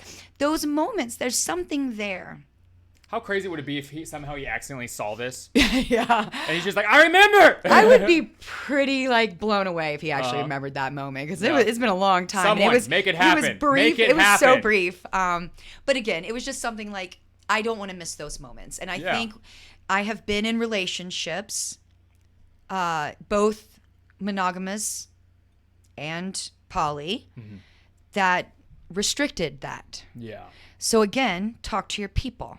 Yeah. Know what it is that you need and want and what you're looking for, and talk to your people, you know? And I think that's just, for me, it's the base of everything. Well, it's got to be about growth. If you're with somebody, they're supposed to be an addition, Yes. not a takeaway. Yes. And It's- think of how wonderful an addition is if you have multiple people Yeah. and you're all of like minds and you're all vibing off the What if same all thing. your and cups you're, are full? You're just spilling onto each other. Yes, and that's into the such an world. experience. And into the world. Yeah. And the world should not be fearful of that. That's beautiful. You know? That's scripture. So they shouldn't be fearful of that. So don't be fearful of your poly families, That's right. you know, or anybody who might be different than you. Yeah. I feel like they get a bad rap. You know, my festy families, they get a bad rap. It's like, They do. come They on. do. You know, they're But beautiful people. it's fear. People. It's fear of the unknown. Yes. It's fear of the emotions of seeing someone with another person when you've got deep love for that person. Yeah. But things are changing. 1,000. You are right about that. Things Yeah. are changing just from as little as like my grandmother who would never accept tattoos in our family to now she understands that everybody probably has a tattoo Yeah. in our family. I mean, it used to be, I'm going to chastise you and you're Dude, not going even to be. 15 years ago, people were way more conservative about tattoos and earrings. Or just- I remember when I was working at places, I couldn't have a single earring. Now I Yeah. can have like, bing, bing, bing, bing, bing. Or even like, I mean, there would be a time where I wouldn't even talk to my grandmother about, pot. Yeah. Smoking dope on occasion. Now I can talk to my grandmother That's about cool. that. Sex. Yeah. I can talk to her about That's my an open fetishes and conversation stuff. now, And yeah. she's almost 90 years old, and I can still, because of the changes that are happening. Yeah. I couldn't have done that when I was younger. Yeah. I felt like I had to hide all that stuff from Yeah. her. And now it's like, okay, maybe it's because I'm older Mm-hmm. and I do have a little bit more of a voice. Yeah. But she's also has bigger ear. It's both. It's probably So both. she is listening You're to more assertive, and she's also more understanding. Yeah. And times are changing. Yeah. People and I feel like, again, I see so many situations where my people are in relationships that are unhealthy because they feel like they have to be in them. Yeah. Or I'm not saying just like, if you're unhappy, just go away. Ask the questions I'm just about saying, how to talk about, heal. yeah, Yeah. ask how How this do you can change get back to growth with that Exactly. person, or separating and pursuing your own growth? in a more positive manner. Yeah, of course. And so I think that's important. I think we need to really talk to our people, but it's things are changing, and I think we just need to be more open to those things, like you said, that make us uncomfortable, or things we don't understand, or and just be more accepting and less judgmental of a person in the way they live their life. I've lost way too many people in the last couple of years because they lived a life that nobody else understood, or they felt like nobody else understood. Yeah. And so now they're no longer here. Mm-hmm. If we open that communication and we allow them to feel safe, being safe in your people and your space is so important. And whether it's a monogamous relationship or a poly relationship or whatever relationship, you need to feel safe. That safe space is It's important. That reminds me of this experiment I read. I think it's called like Rat Utopia or something. Have you heard of it? Or it's called, I can't remember what it's called, but it's this experiment where they took like a bunch of rats, and then they took one rat out of the colony, right? Took it away, put it in its own isolated little aquarium. And in this aquarium, they gave it water, food, and a morphine container, right? Okay. And it was away from the rest of the colony, so it just kept hitting the morphine. It had nothing going on, and eventually it died, right? And then they kept replicating this experiment, and they'd get rats that would come in there, and they just keep hitting the morphine. But then there were experiments where they would take this rat who was seemingly like some type of like morphine addict, right? They would take that addicted rat out of their own environment and put it back in with the colony. Never hit it again. Wow, yeah. And that entire colony also had morphine attached to the aquarium. None of them touched it. Yeah. Because they had community. Yep. They had fulfillment. Yeah. See, And even the one that was plucked out, that black sheep, he plugged right back in with everyone else. Yeah, I feel that. I feel that on a level because I'm such a loner, and I always thought my whole life I don't need community. Yeah. I don't need somebody to fulfill me, or I don't need but we need people around us. I'm not saying we need them to fill something in us, but we need people around us. There is something to be said for the energy that is created when you have like-minded, like-lighted, individuals. It's a powerful thing. We need people like we need water. We need people like we need water. I think That's nice. I think people are crucial, because I went a long time with that same kind of, I don't need anybody. I know for me it was like the lie. I didn't realize it was a lie until way later down the road. It was the absence of it, so I scorned it. You know, not having it, then you're like, well, I don't need it. Yeah. Right? But eventually, I know I grew out of that, and I was just like, I love people. Yeah, see, I've missed them so much, I actually have a kind of a problem if I'm away from people, or away, like let's say I'm engaged in tactile stuff. Yeah. Okay, so let's say I'm around somebody who's a tactile person. And I'm not. Tactile is somebody that's really physical. Really physical, Yeah. really Yeah. likes to touch.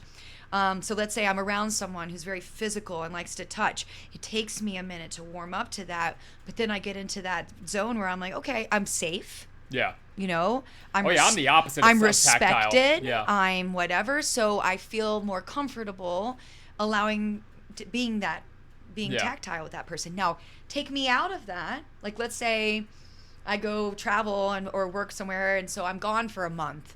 Man, it just resets me right back. Yeah. It's like I have to start all over again. Well, everything's a phase. Yeah, because I very much am a person who's just like, I love being in relationships, but I also love being with myself. Yeah. You have a relationship with yourself. With myself, yeah. And so you have to nurture that too. And I think that sometimes I can fall right into that, oh, I'm okay. I don't need people, for a moment. And then it's just like, you have something that happens and you're like, where are my people? Where the fuck are they? Where are my people? It's just like, oh my God, what is wrong with me? Yeah. But we need each other. And I think that's why, maybe that's why this conversation and this sort of movement towards talking about, poly families, poly relationships, loving and being with many people. Yeah. 2 people, 3 people, 4, however many you want. Like, you could be with whoever you want, as far as I'm concerned. Yeah. There's people out there with 81 kids with 9 wives. Yeah, exactly. Do what you got. Exactly. I'm go like, on with your bad self. and at least these families, they're staying together. You know. You can go into the whole polygamy, kind of thing, where you have these wives and these families and everything, and it's all, kind of motivated. Now that's a bit different because. He's in control of everything. Yeah. Whereas with us, it's an equal. Yeah, it's we are like all sitting at a round table, and we all have a place. You know what I mean? So, but it's just about, like I said, communication, connection, just being real clear in what it is that you want, and consent is super important, and safety. Yes. Safety. And you know what I love most about being in a poly relationship is everyone talks about safety. Yeah. We talk about getting tested. We talk about protection. We talk, you're in a monogamous relationship, but half of them aren't actually monogamous. Yeah. Yep. And I even know people who are in some open relationships that aren't really open with their partners and take on some very dangerous dynamics. Yeah. Outside of that relationship, you know what I mean? I mean, they're having unprotected sex. They're not getting tested. They're not. I mean, that's a huge part of the community, is talking about those things. Yeah. Because when you're active with other people, and you don't have to have intercourse to catch something. No, not just at all. so you know, in case anybody out there thinks that you don't.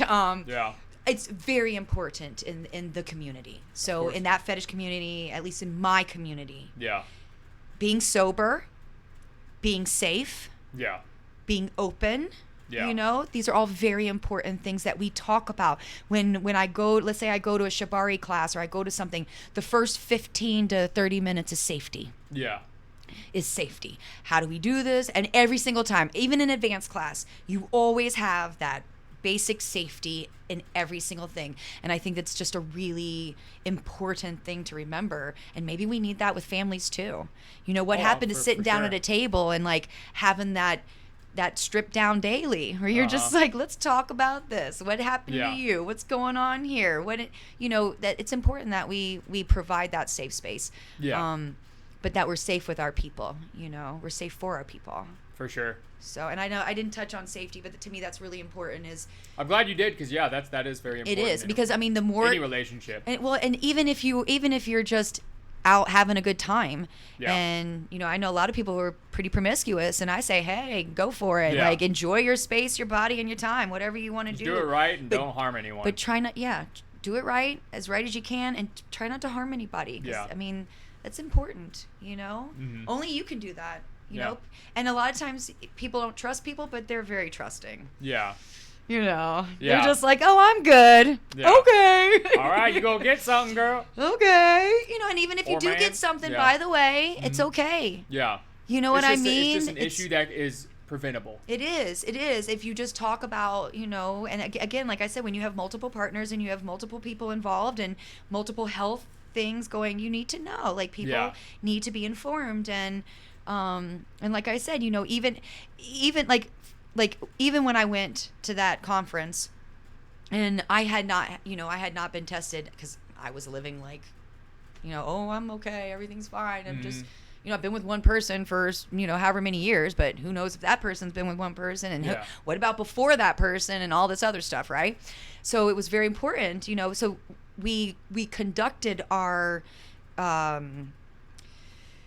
playtime in a way that was safe. Yeah. We were, there was no fluid bonding. There was no, we took those precautionary measures. Yeah. And I think that we don't do that.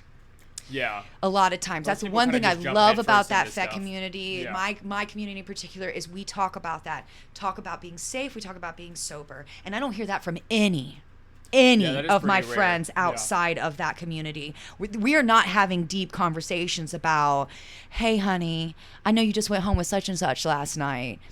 Were you safe? Yeah. Are you okay? Do you need me to go with you? Yeah. I mean, I will go with you. And whatever happens, it doesn't mean that you're now tainted. I hate that when people are like, oh, well, they have something or what. I mean, well, just, you need to chill, because those people are people, and those things happen, and they don't even sometimes know they happen.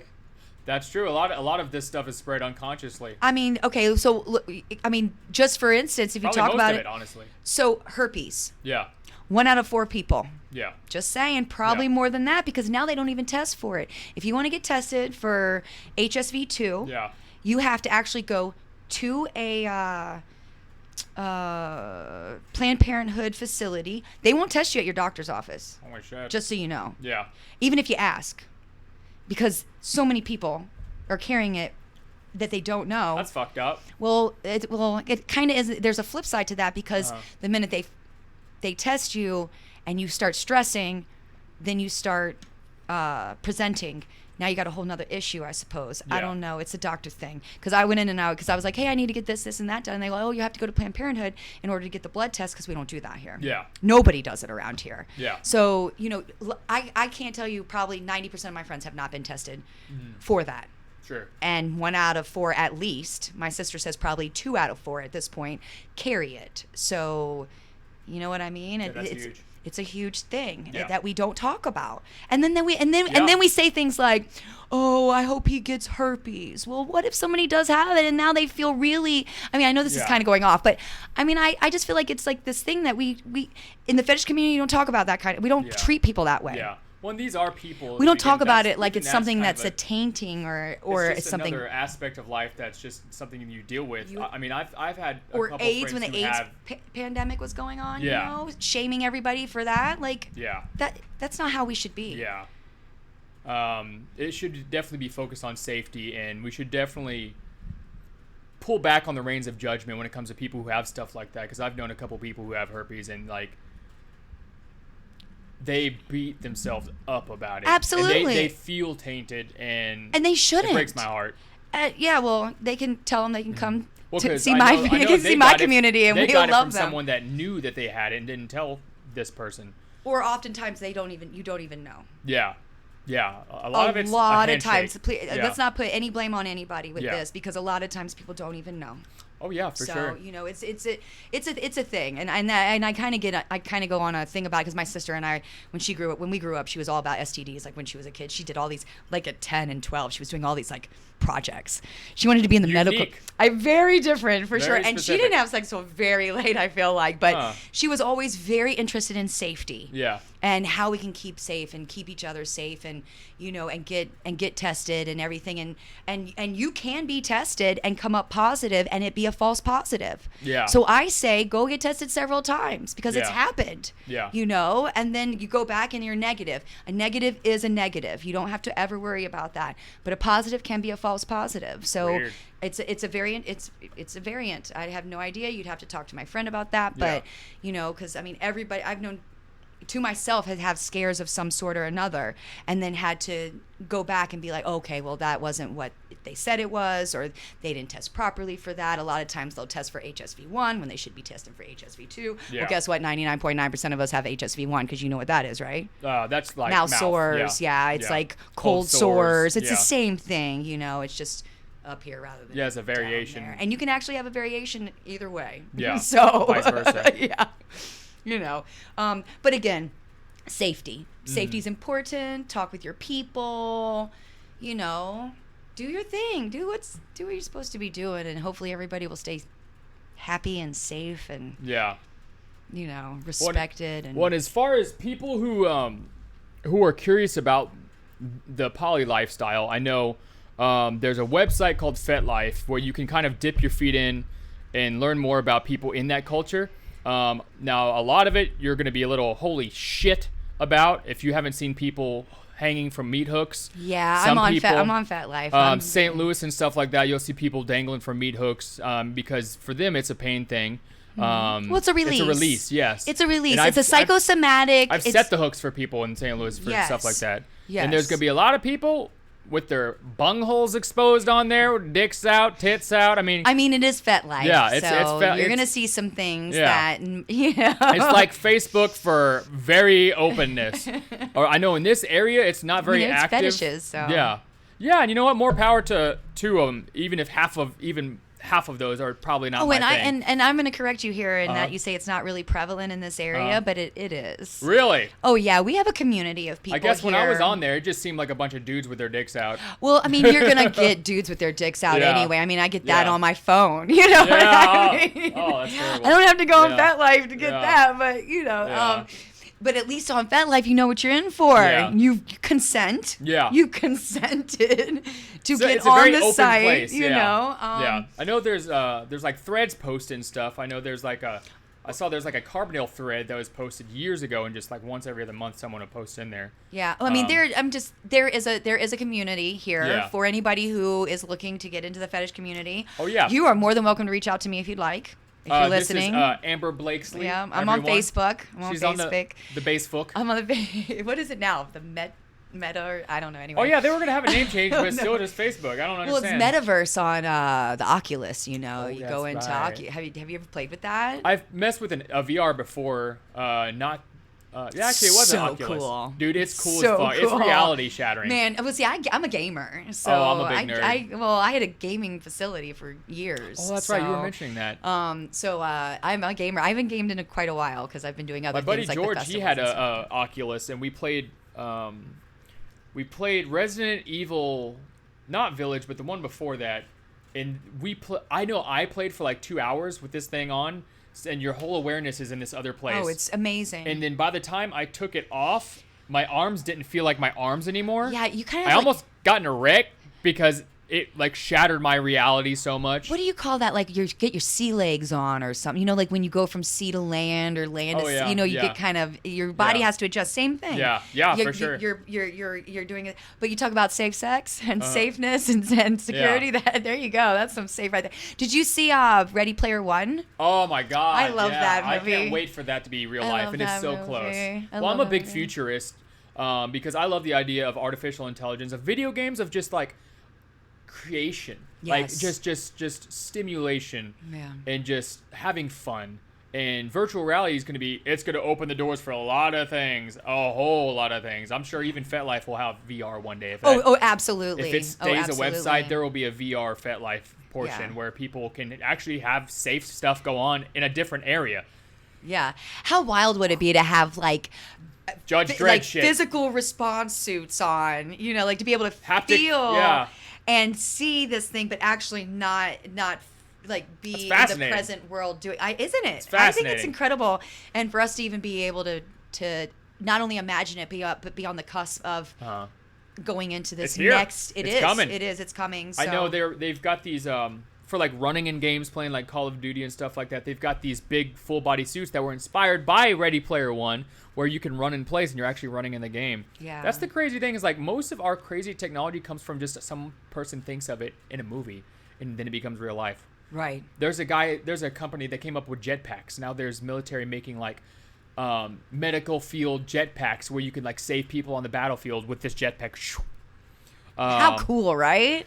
Well, I'm gonna get us off topic just because I'm a huge futurist and everything happening right now is just insane. Sex bots are coming. Yeah. They're basically here. They're just adjusting them to modern preferences, sizes, heights. Yeah. What they can do, what they can speak. Yeah. Feelings. Yeah. Oh, and right here, can I say, please don't shame your partner if they like toys. Oh yeah, of course. Let them have a sleeve if they need it. Encourage them to do those things. I always will make fun of pegging a little bit just because that's so far outside of my spectrum.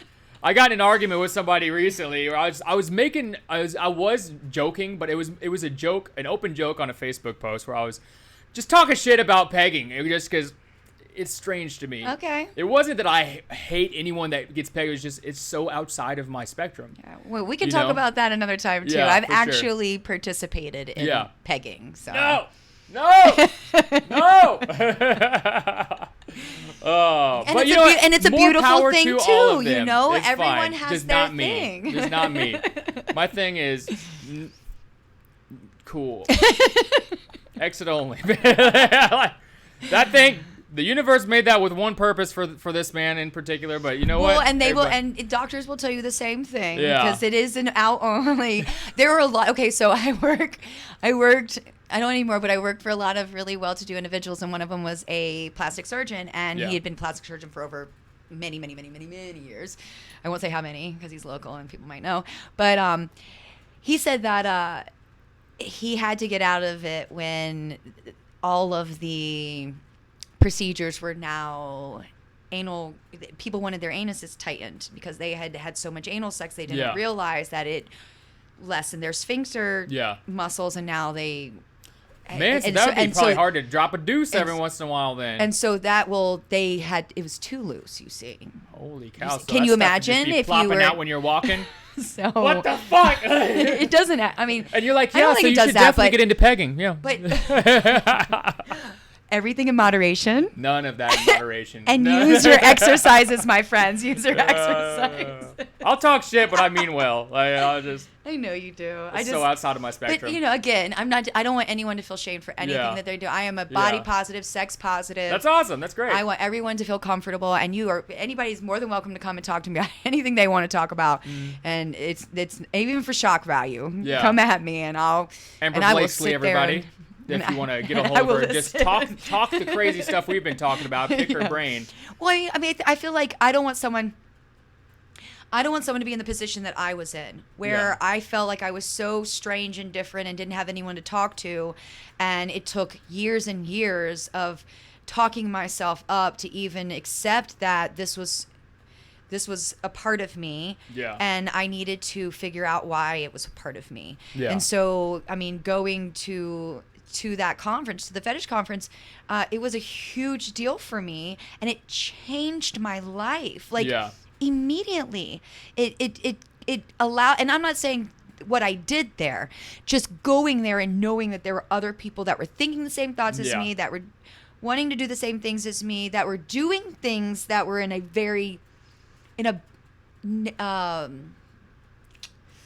more destructive. Mm-hmm. Okay, so that'd be a little shocking at first. You know what I mean? Yeah. Like, okay, so when I was younger, I was a cutter. Yeah. So pain, releasing, and my, I'm going to tell you now that most people who cut don't want to die. Okay, so a lot of people think that's not true. They want to feel something. Yeah. I was trying to feel something, right? Yeah. So to find out that I could have someone that I felt very safe with, that I felt very connected to, that could give me that pain in a more positive way, really changed things for me, so that I wasn't at home suffering and hurting myself because I was so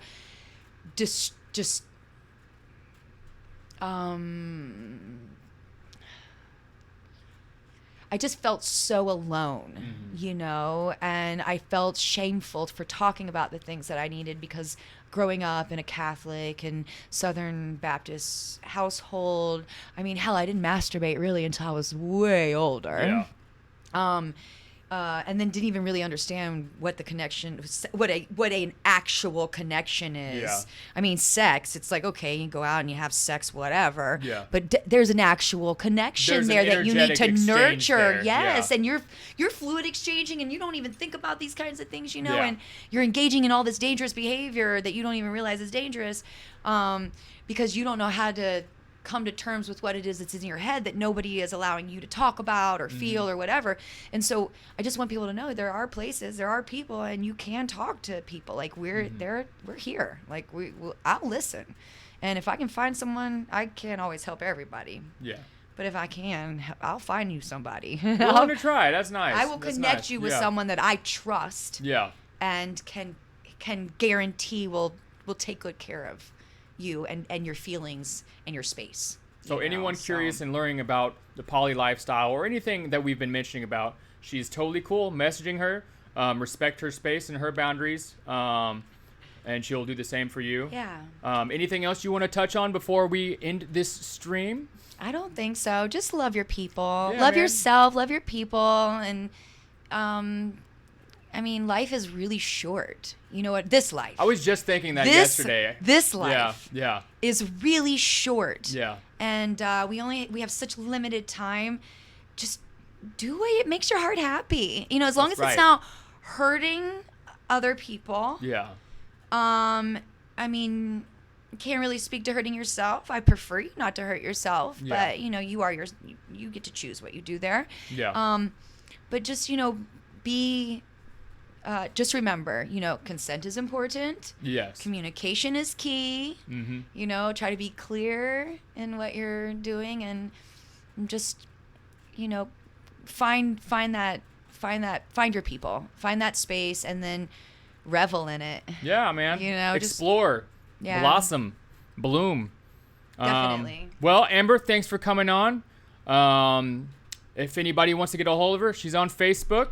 This Amber is a Blakeslee, lot less everyone. painful than I thought it was going to be. Yeah, isn't it? Well, you're talking about stuff that you actually like to enjoy. And that I talk do, about. yeah, that I know a little bit about. I know, because in the beginning you're like, I don't know how I feel about this. And this whole fire, the whole time you're like, rapid fire. Yeah. Well, at the beginning I was awesome. just like, I don't know what to say. No, you've been awesome. But I think you would actually be great on your own podcast. Now that I'm thinking about it, if you actually flipped positions and had other people on, you'd be a great journalist, or just picking people.